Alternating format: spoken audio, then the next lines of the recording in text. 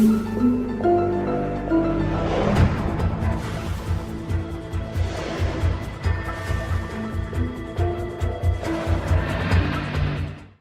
विवाह को लेकर समाज का विरोध किसी से छिपा नहीं है। हालांकि अब धीरे धीरे यह स्वीकार होते जा रहा है, लेकिन कई समाजों में अब भी लव मैरिज करने के लिए प्रेमी प्रेमिका को बहुत परेशानी का सामना करना पड़ता है। कई बार तो वे आत्महत्या तक कर लेते हैं या घर से भागकर शादी करने पर मजबूर हो जाते हैं। बहुत से लोग अभी भी पुरानी सोच के हैं, जो अपने बच्चों पर अपनी मर्जी थोपना चाहते हैं। लव मैरिज को लेकर इलाहाबाद हाईकोर्ट ने सख्त टिप्पणी की है।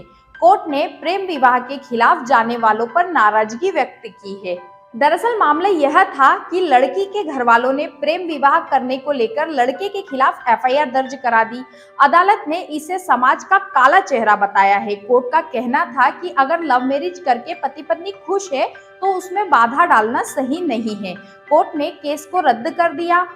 कोर्ट ने कहा कि आजादी के 75 साल बाद भी लव मैरिज स्वीकार नहीं है। कोर्ट ने लव मैरिज करने वालों के रास्ते में दिक्कत पैदा करने वालों के आड़े हाथों लिया है। अदालत ने कहा कि सुप्रीम कोर्ट ने कई बार कहा है कि बालिग युवक को व्यक्तिगत स्वतंत्रता का अधिकार है, वे अपनी मर्जी से अपना जीवन जीने के लिए स्वतंत्र है। कोर्ट ने लड़की के घर वालों पर लड़के पर केस दर्ज कराए जाने पर चिंता जाहिर की। आइए जानते हैं क्या था मामला। इलाहाबाद हाईकोर्ट ने यह फैसला उत्तर प्रदेश बनाम सागर सविता मामले में सुनवाई के दौरान दिया।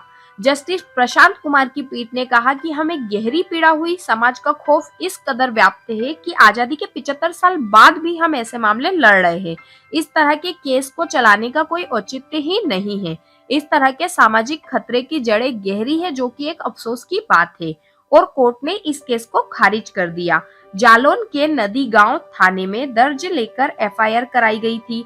लड़की के माता पिता ने लड़के के खिलाफ आईपीसी की धारा 363 यानी अपहरण, 366 यानी किसी स्त्री को विवाह के लिए विवश करना और पॉक्सो एक्ट में केस दर्ज कराया था।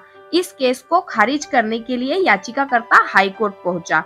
याचिकाकर्ता लड़के ने कहा कि उसके प्रेम विवाह से लड़की के पिता खुश नहीं थे और अपहरण का केस दर्ज करा दिया।